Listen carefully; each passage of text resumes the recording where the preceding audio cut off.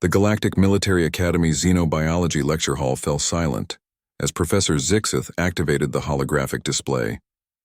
300 cadets from 47 different species watched as a nightmarish creature materialized before them, 12 feet of chitinous death with razor-sharp mandibles and acid-dripping claws. "Behold the HFY," the professor's translator rendered his clicking speech into standard galactic. "The apex predator of the Outer Rim. A single specimen can decimate an entire colony. Their hunting packs have wiped out 3 civilizations. This is why we maintain the quarantine zone around their homeworld." A nervous ripple passed through the audience. Even the typically stoic Krathan cadets shifted uncomfortably in their seats. The holographic monster rotated slowly, displaying every terrifying detail of its weaponized biology. "Note the thermal adaptive skin," Professor Zixith continued, his 4 eyes never leaving the display. "Impossible to track with standard sensors. The neural toxin in their claws causes paralysis within seconds. And their pack intelligence," the lecture hall door hissed open. Every head turned as a figure entered, bipedal, average height for a humanoid wearing the gray uniform of an exchange student. The newcomer moved with an odd gait, slightly favoring their left leg. As they found a seat in the back row, the ambient lighting revealed something that made several cadets gasp. Scars. Deep, parallel gouges ran down the left side of the human's face, disappearing beneath their collar. More scars crisscrossed their visible arms, some precise and surgical, others jagged and brutal. Professor Zixith paused mid-sentence. In 3 decades of teaching, he'd never had a student arrive late to his HFY lecture. The psychological impact was too severe.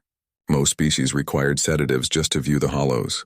"As I was saying," the professor resumed, though his voice carried a slight tremor, "the HFY represent the ultimate nightmare.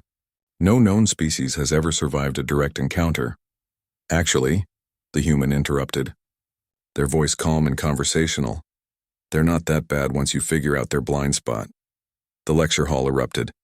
300 aliens turned to stare at the scarred human, their various expressions of shock, disbelief, and terror, painting a kaleidoscope of evolutionary response to the impossible. Professor Zixith's translator stuttered. Excuse me?" The human stood, seemingly oblivious to the attention. "The HFY. You said no one survived an encounter, but that's not accurate. About 2 years ago, a pack of 6 broke through our research station's barriers on Kepler 442b. The professor's 4 eyes narrowed. "That's impossible. Kepler 442b is in the quarantine zone. No species would be foolish enough to establish a research outpost there? Yeah, probably not." The human's mouth curved into what other species had learned was called a smile, though it held no warmth. "But humans aren't known for making the smart choice. We were studying their hunting patterns."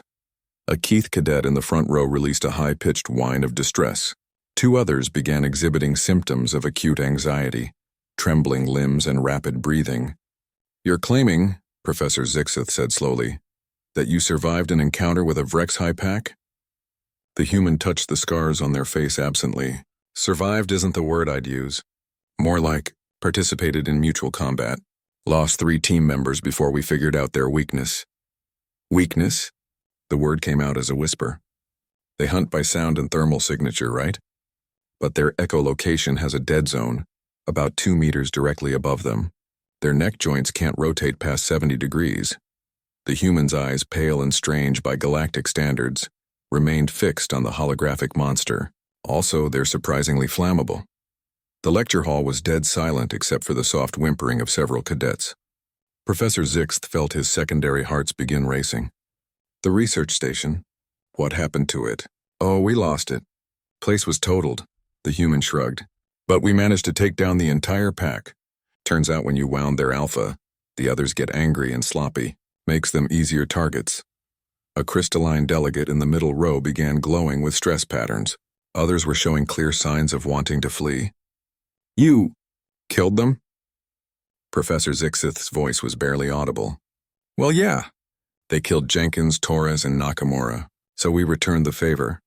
The human tilted their head, studying the hologram with professional interest. "Though to be fair, we probably shouldn't have been there in the first place." But the xenobiology department was really excited about getting live behavioral data. The professor realized he was backing away from the display, his instincts screaming that something was wrong.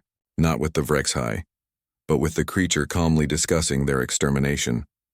The scar, he managed. Alpha got me pretty good before I put a plasma charge in its brain. The human sat back down. Took 4 months of surgery and rehabilitation. Physical therapy was hell, but the doctors said I was lucky to keep my eye. Professor Zixth looked around the lecture hall. Half his students were exhibiting fight-or-flight responses. The other half looked like they were questioning everything they knew about apex predators. What, he started, then stopped. Started again. What did you do with the bodies? The human smile returned, and this time there was definitely something unsettling about it. Barbecue sauce works surprisingly well with HFY.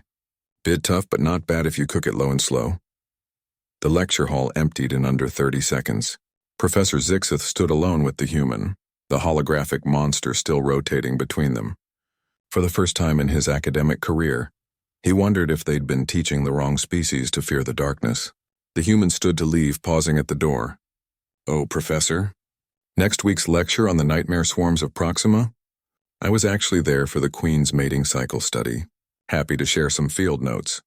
The door hissed shut, leaving Professor Zixth alone with his thoughts and the slow, terrifying realization that the most dangerous monsters in the galaxy might wear friendly faces and speak of horrors like they were discussing the weather. In the distance, he could hear cadets being sick in the corridors. Perhaps it was time to update the curriculum.